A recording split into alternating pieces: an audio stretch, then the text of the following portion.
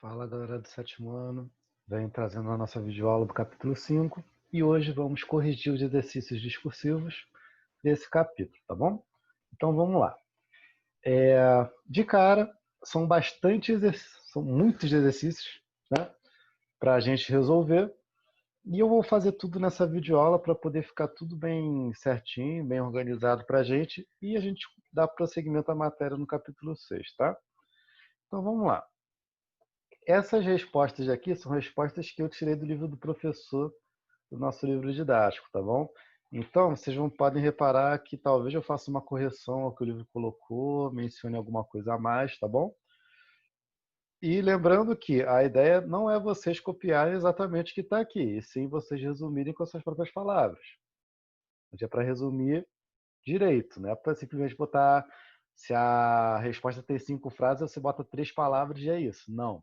Para fazer direito, que quando a gente voltar às aulas presenciais, eu vou olhar livro por livro. Tá bom? Então vamos lá. Número 1. Letra A.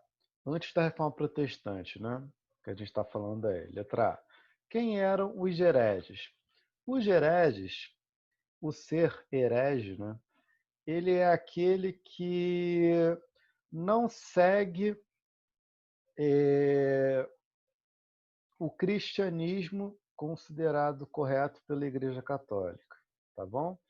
Então ele não segue os dogmas católicos, as verdades incontestáveis da doutrina católica, tá bom? E esse herege, ele pode ser tanto de uma outra religião cristã, como no caso os protestantes, que serão considerados hereges pela Igreja, como pessoas de outras religiosidades, tá? E aí entram questões como paganismo, o cara que é pagão, o cara que pode ser herege, por aí vai. Essa é uma discussão que a gente vai continuando ao longo das aulas. Mas basicamente o herege é aquele que não segue o cristianismo adotado pela Igreja Católica, tá bom? B. Quais foram as principais críticas feitas pelos hereges à Igreja Católica? Pensando aquelas pessoas que faziam parte da igreja ou tinham contato próximo e viam que existiam coisas erradas dentro da igreja, nós temos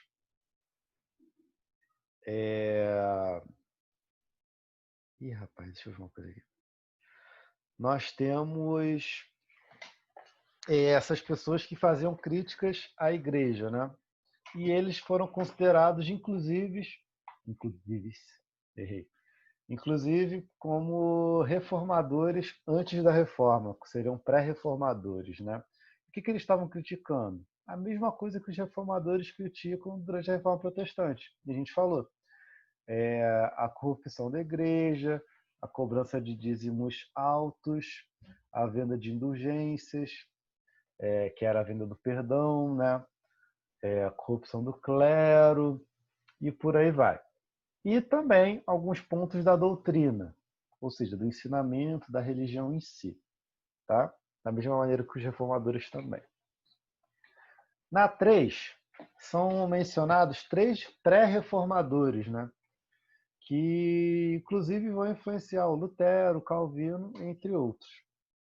Esses caras eles estão vivendo na Idade Média, século XIII ao século XV, tá? Mais ou menos.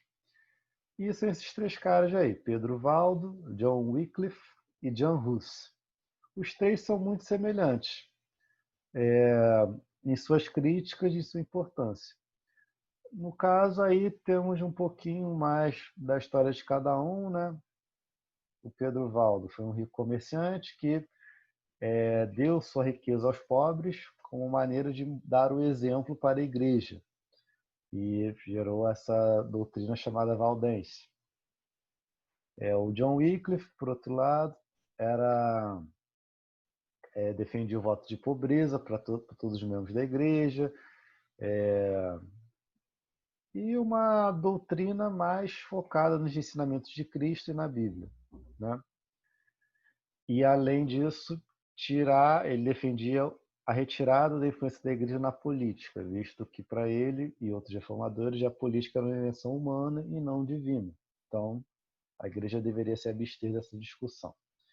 E Jean Hus, ele continua os pensamentos de Wycliffe e gera um próprio movimento chamado movimento hussita, né?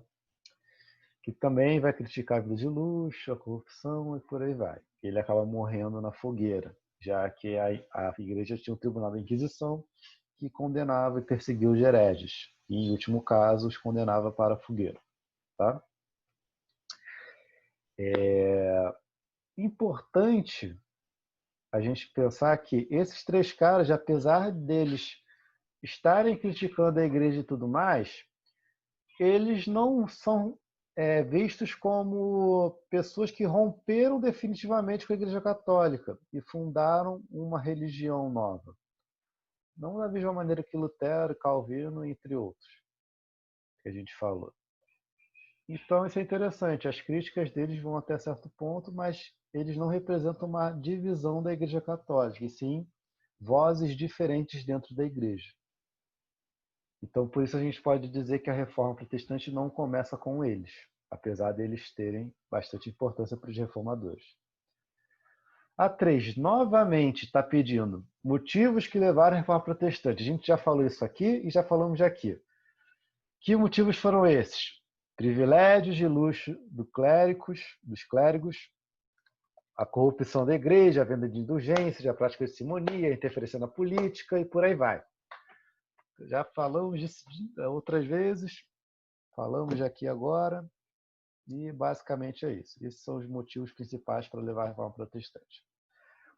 Na 4, também, da mesma maneira que eu fiz na 2 de agora, com aquelas pessoas que a gente não chegou a trabalhar na nossa explicação do resumo, mas que o livro trabalha, na 4 temos dois pensadores extremamente importantes para a Igreja Católica até hoje, que no caso é o São Tomás de Aquino e o Santo Agostinho, tá?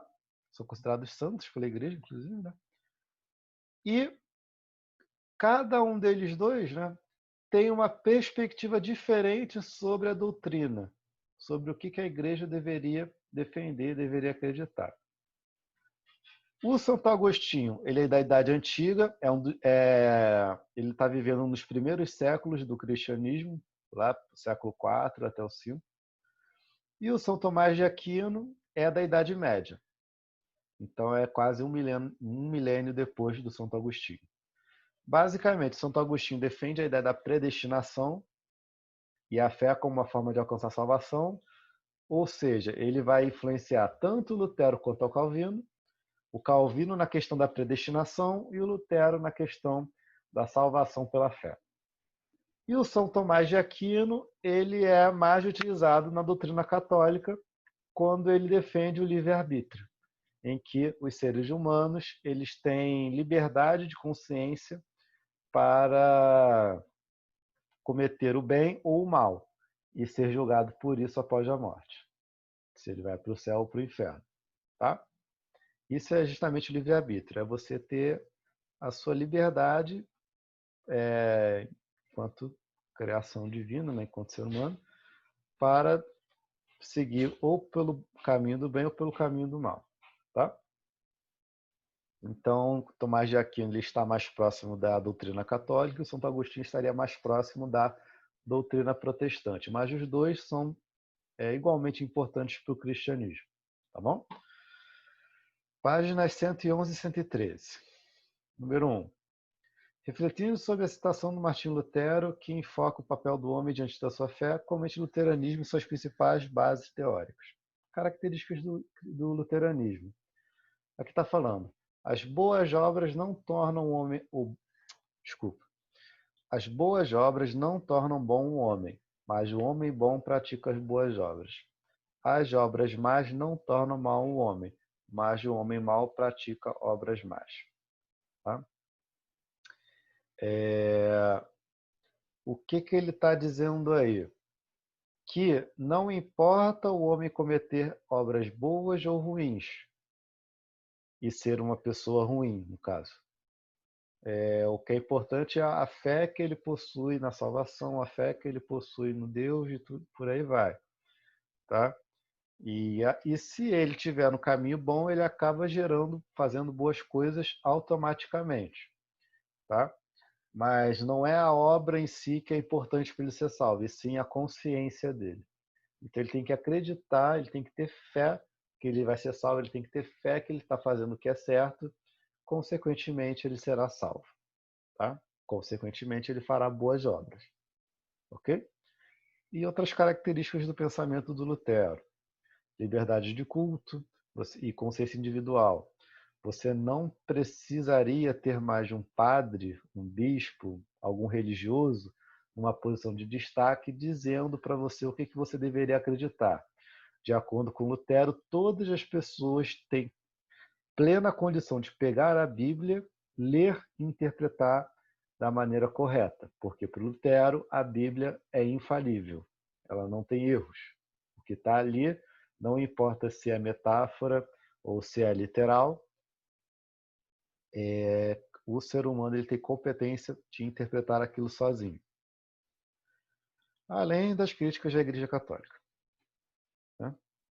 2. Comente o posicionamento adotado das classes sociais a seguir. Então, sobre o luteranismo, nós falamos muito da nobreza dos camponeses, né? A nobreza, ela defende Lutero e suas ideias pensando nas terras que essa religião poderia, se crescesse, poderia retirar da Igreja Católica. E o Lutero dizia uma coisa, que quanto à política, quem deve mandar na política são os reis, são os príncipes. A Igreja não deveria interferir. E os camponeses, eles se aproximam das ideias do Lutero, de você romper com a hierarquia da igreja, de você romper com o poder da igreja e tudo mais, e acabaram se radicalizando e levando à criação do anabatismo. Isso a gente vai falar mais para frente de novo. A burguesia, insatisfeita com os limites que a Igreja Católica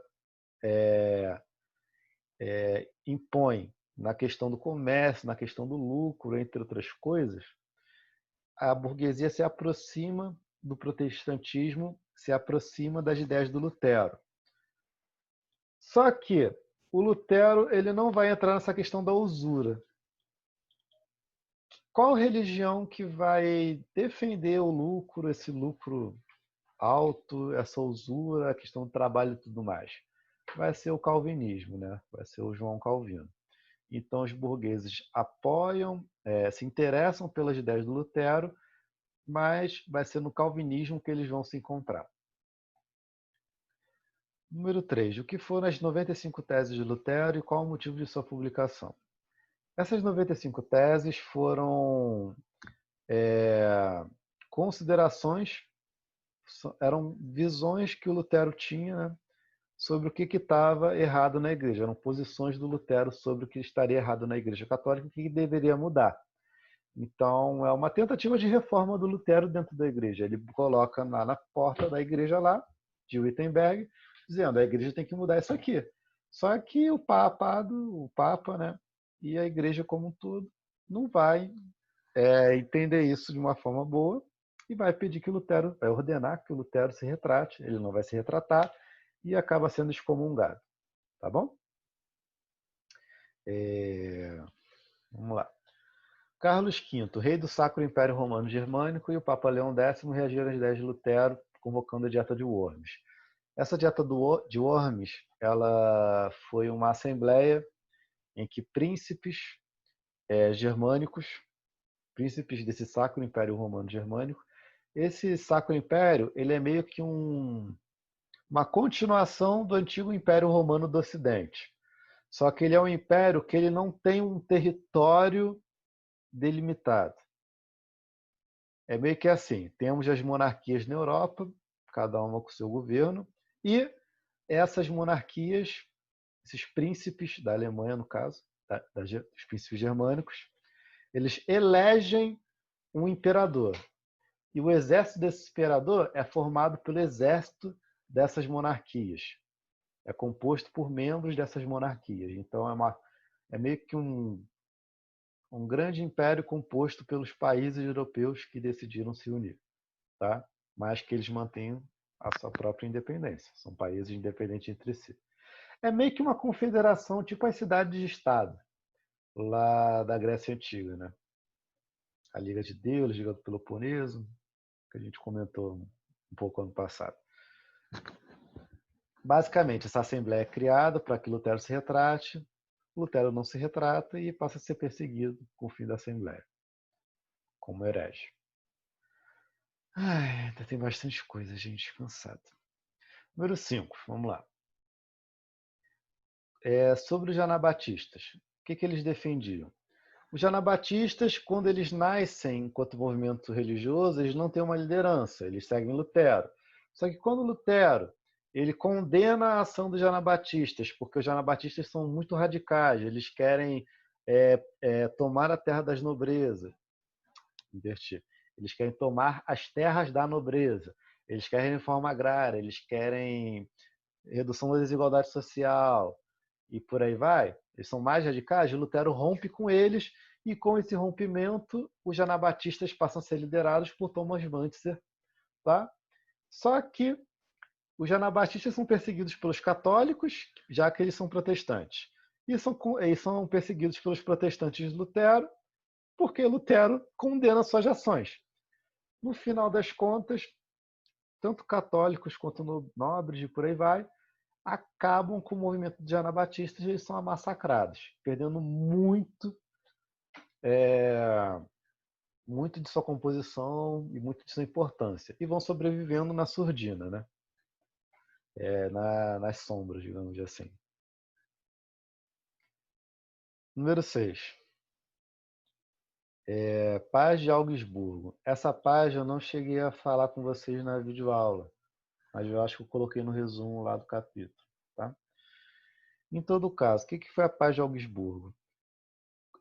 Essa reforma protestante na Europa ela gerou vários conflitos religiosos. Alguns a gente vai continuar falando. No caso da região da Germânia, que é a antiga Alemanha, não era uma nação, eram vários reinos menores, eles já acabaram, os príncipes, eles já acabaram decidindo que cada reino terá a sua liberdade para escolher a religião que quisesse seguir. E no caso, os príncipes saem do catolicismo e passam a se converter ao luteranismo. Então esses reinos viram protestantes. Por que eles fazem isso? Para evitar novas revoltas radicais que vão se inspirar no protestantismo, como aconteceu com o movimento anabatista, em que esses religiosos se revoltaram, se radicalizaram e isso gerou problemas para os príncipes, para os nobres. Então, convertendo o reino a uma religião protestante, eles evitariam isso de acontecer novamente. Para fechar, esses últimos exercícios. Número 1. Na Suíça, tivemos de origem ao calvinismo. Defino. O calvinismo ele nasce influenciado pelo Lutero, tá? Na Suíça, só que ele rompe com a Igreja Católica também, né? Mas ele vai diferenciar do Lutero em algumas questões. Duas serão a questão da predestinação. Isso, gente, preste atenção agora, porque talvez na videoaula eu possa ter trocado, não lembro agora, mas acho que eu não troquei não. O Lutero defende a salvação pela fé. O Calvino defende a predestinação absoluta, em que o fiel, a pessoa, ela já tem o seu destino traçado por Deus a partir do nascimento. Então Deus já sabe se aquela pessoa vai para o céu ou para o inferno. Tá? E um reflexo dessa salvação seria se a pessoa tivesse riqueza em vida, tivesse bens materiais, né? Tivesse uma boa qualidade de vida e tudo mais. Isso seria um reflexo, o sucesso dessa pessoa, a riqueza dessa pessoa seria um reflexo de que ela haveria sido salva por Deus. Estaria no caminho certo. Qual foi a importância de João Calvino para a ruptura com a Igreja Católica na Suíça? Eu não falei da outra característica, né? Que ele rompe. É a questão do lucro, a questão da usura. Calvino ele não condena a usura, tá?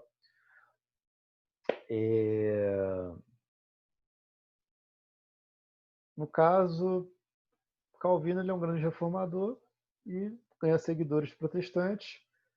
E como essa ruptura ocorre na prática é através da criação de assembleias para conduzir a política ou o poder na Suíça, que são chamados de consistórios. Esse é um detalhe especial que eu não trabalhei com vocês e vocês dificilmente vão ver isso, a não ser no ensino médio. Tá bom? 3. O anglicanismo surgiu na Inglaterra, o Henrique VIII, né? Comente. O anglicanismo ele nasce a partir do debate, da discussão, né, em que o rei Henrique VIII ele queria se divorciar e casar novamente, mas o papado não concedia o divórcio, já que não existe divórcio na Igreja Católica. É até que a morte separe. O único caso em que uma pessoa ela pode se casar novamente são dois casos específicos. Se o marido ou a esposa tiver falecido, então a pessoa for viúva, aí ela tem permissão de casar novamente. Ou se o casamento não tiver sido consumado, aí vai para anulação, não é nem o divórcio, é a anulação do casamento. Tá? Como se ele nunca tivesse acontecido. Tirando esses dois casos, não vai ter o divórcio. Tá? E curioso que isso funciona até hoje. Dificilmente uma pessoa que casa na Igreja Católica, ela tem permissão de casar novamente com o mesmo tipo de cerimônia, né? Provavelmente no segundo casamento pela igreja, a cerimônia ela terá uma diferença. Não será uma cerimônia 100% igual à primeira. Tá? Mas continuando. Então Henrique VIII não consegue o divórcio, não consegue a anulação do casamento e por isso ele decide romper com a Igreja Católica para casar novamente com Ana Bolena, que é sua segunda esposa e havia sido inclusive dama de companhia da Catarina de Aragão, da rainha que até então era casada com Henrique VIII, da primeira esposa, né? Uma dama de companhia é meio que uma serviçal da nobreza, tá? E aí ele funda o anglicanismo. 4. O que foi o ato de supremacia? O ato de supremacia é um documento, né? Uma ordem, decreto de Henrique VIII, em que esse decreto diz que ele é o chefe da igreja na Inglaterra. Ele é o chefe da igreja anglicana, ou seja, o Papa não tem poder na Inglaterra. E a religião oficial da Inglaterra é a anglicana. E é assim até hoje. Apesar de que, ano que vem falaremos em revoluções inglesas, que essa... Ih, tem um bichinho aqui. Que essa religião oficial ela vai sofrer uns abalos durante a Revolução Inglesa. A hora vai voltar a ser o catolicismo, a hora volta o anglicanismo. Mas hoje é o anglicanismo, tá? E a rainha Elizabeth é a chefe da igreja. 5. A Igreja Católica elaborou um conjunto de medidas. Blá, blá, blá. No caso aqui na 5 estamos falando da Contra-Reforma. O que a Igreja Católica faz na Contra-Reforma?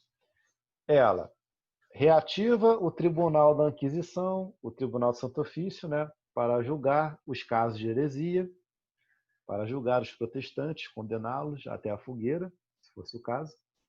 Isso acontece muito na Inglaterra, em outras nações também. Ela cria o Concílio de Trento, que é uma reunião de membros do alto clero para discutir a religião católica, o que eles deveriam mudar, o que eles deveriam manter. E eles decidem manter os dogmas, manter as verdades incontestáveis para a Igreja Católica, manter o que eles acreditavam. E na lista de mudanças teremos o fim da venda de indulgências, o fim da prática de simonia, ou seja, é uma maneira da Igreja ela limpar a corrupção que nela existia até então. Só que até isso mudar mesmo vai demorar. Não se muda da água para o vinho, isso daí. E temos casos até hoje de problemas, não só na Igreja Católica, como em outros também. Tá? Isso não é um problema só deles, não. Além disso, temos a criação da lista do Índex, que é a lista dos livros proibidos, e temos também a criação da Companhia de Jesus, em que os jesuítas eles serão padres especiais para catequizar os povos nativos no Novo Mundo, tá bom? No continente americano. Entre outras características que tem lá para vocês lá. Tem a transubstanciação, mas isso aqui eu posso falar para vocês na aula do Zoom, porque é um negocinho um pouquinho difícil para a gente. É mais uma curiosidade também. Basicamente é isso, gente. Acabou. Ficamos por aqui. A aula que vem continuamos, tá? Eu devo colocar a revisão no Google Forms do capítulo 3 amanhã. E vocês têm que trazer ela feita, tem que me enviar ela feita até terça-feira da aula que vem, tá? Da semana que vem. Trabalhos. Quem não me enviou, eu dei uma chance, né, de me enviar até terça-feira, valendo metade dos pontos. Não me enviou, 0. Tá bom? E basicamente ficamos por aqui, tá bom, galera? Vou encerrando por aqui. Continuamos semana que vem. Tchau, tchau.